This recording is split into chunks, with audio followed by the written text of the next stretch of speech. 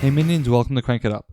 I'm Jim Price, and today I want to try something new that I'm calling min-maxing, where we try to find the perfect counter for a faction.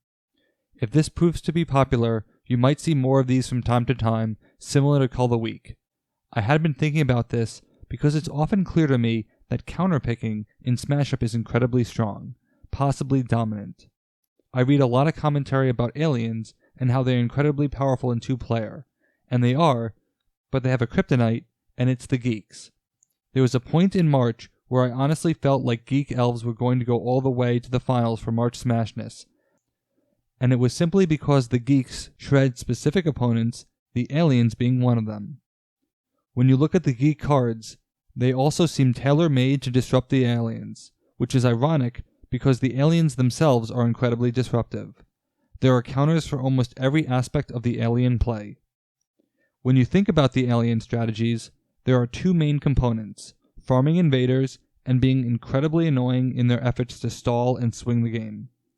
The general rule of thumb is to not leave your invaders unprotected and to invade early and often, since the aliens struggle to compete on bases. They are safest in your hand. The problem is, the geeks can immediately take control of an invader as it is played. Instead of you getting the victory point, I do. This may not seem like a lot, given that you can sometimes farm double digits of invader points, but it is actually the beginning of the end. Not only do I steal your victory point on your turn, but I can double it with cosplay, like playing a second invader. Instead of you gaining a victory point, I gain two, which is significant because it's like losing another base without actually advancing the alien player in VP, which normally puts them in range to end the game with an invader. Normally, the alien player would use an action like Beam Up to put the invader back into their hand to resume invading next turn, but this doesn't work with the geeks. By doing so, the geek player obviously knows that an invader is in your hand and can put it on the bottom of the deck with ban list. For a faction that has no card draw and no shuffling, this is death for the aliens, and with 2 copies of ban list, there is time to ban both invaders. With ban list in hand, the best case scenario is that the alien player gets 1 VP for each invader, though it's very possible that they can get none if a single ban list takes out both invaders, and it's really hard for the aliens to compete without them.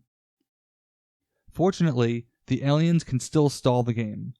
Unfortunately, the aliens prove to be completely ineffective against the geeks in doing so. Let's start with the alien heavy hitters.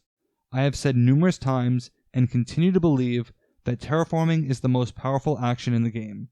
The way I use it completely changes the tide of the game. I live in fear of it all game long when I'm playing against aliens, unless I am playing geeks, because I have not 1, but 2 cards that can completely stop it in its tracks. Will Whedon and Force of Will offer 2 chances to take out your best card, while one of them gives me extra power on your turn. I also think Crop Circles is incredibly powerful. It's actually J. Crew's favorite card in the game because it is a hard reset on a base and can waste several turns worth of setup with a single card play. Goodbye all of those summons. Crop Circles can be brutal, but again, the geeks can stop it. But why cancel the action when I can steal it from you?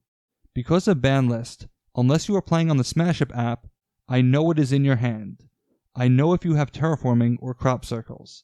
So I can use min-maxing to take away your best action and save Will Whedon for something else. I could even do this twice because of non-infinite loop. So if you wait to use your best cards until you've cleared Will Whedon and Force of Will, I'll just use them myself. Either way, we've just neutralized the remaining biggest alien weapons. If you can't swing the game, then you have to stall, and again this is problematic. When you look at the other alien minions, you have the collectors that can return minions of power 3 or less. This might be an invader, but those are already banned, and I'm not the biggest fan of collecting invaders with them unless I have a means to play them quickly, as it generally takes 1.5 or 2 turns per invader. Still, that option is out, and the geeks have no minions that the aliens can return. For me, the fan means that I am playing with a 36 card deck, because I almost always throw them away immediately for another card. It is extremely rare that I put them in play. I even throw them away when I have no minions in hand, for a number of reasons, and this is despite the fact that the geeks were already minion starved. so the pool of minions a collector can return just went down 50%. Worse, they cannot actually return the Game Guru because the Game Guru cannot be affected by other players' abilities. Not even crop circles can remove a Game Guru. So the collector cannot do anything to the geeks, and the Supreme Overlord in Beam Up can at least target the Geek 4s. Except that this is a terrible idea, not that you'd often have the ability to do it anyway. Returning Will Wheaton to another player's hand is one of the worst things you can do, as you would just give them the ability to counter another powerful action, and it's essentially a free play as they play it on your turn. The way I use Felicia Day, there isn't really an opportunity for the aliens to bounce her, but if you did, I would just use her to wreak even more havoc on you and force you to overpay even more. Without the invaders to bounce, this nullifies Supreme Overlord, Beam Up, and Abduction. You wouldn't disintegrate your invaders unless you were playing grannies, but the geeks have no disintegrate targets. Even an underrated card like Invasion suffers because you have no logical geek minion to move, and the aliens lack the power necessary to make a self-move impactful. There aren't a lot of alien cards left, and the geeks haven't run out of counters. The aliens do have a nice card in Scout, which helps with minion starvation, but like the Invader, they are prone to ban list. If I know that the invaders are off the table, I would definitely ban the Scouts and take them out of the equation. Even a card like Jam Signal, which can be incredibly powerful, can be undone by Rules Lawyer. Even though I don't think the geeks need 2 copies of this action, having the ability to redirect Jam Signal to a base that hurts the aliens is incredibly powerful. The original base was jammed for a reason, and now the aliens have lost that advantage. The only card that seems to go somewhat unscathed is Probe. Probe lets you look at another player's hand and then have them discard a specific minion. If you know you are being probed, it's probably to discard Will Wheaton, so you may as well play him to get the 4 power. He's leaving your hand either way. If I were the alien player, I would accept this outcome because I'm not letting Will Wheaton stay around to cancel terraforming. It's the best way for the aliens to forcibly reduce the number of geek counters. Of course, there's always the possibility that the aliens would draw their better cards before the geeks draw theirs. But I wouldn't bet on it. The aliens have no card draw or deck manipulation.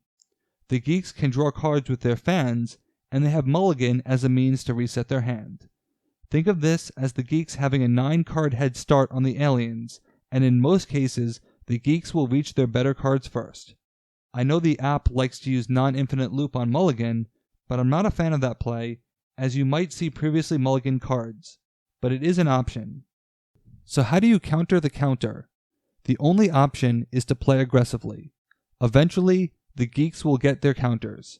If they have them, they will save them, so you need to hope that they don't and play your best cards quickly. It may mean leaving an invader out to avoid having both in your hand at the same time for ban list. Just watch out for Griefer if you only have 1 minion.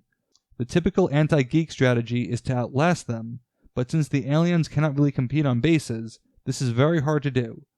The grannies provide a soft counter because they can get the invaders back and also regenerate their actions that were lost, but I still like the chances of the geeks. When you line up their cards, the aliens are really at a disadvantage against the geeks. I've admittedly soured on the aliens recently, so I'm glad that they have a hard counter, but I wish it were a different faction. It's hard not to feel a sting when I'm playing against the geeks, because some of their cards just seem unfair and out of scope with the rest of the game.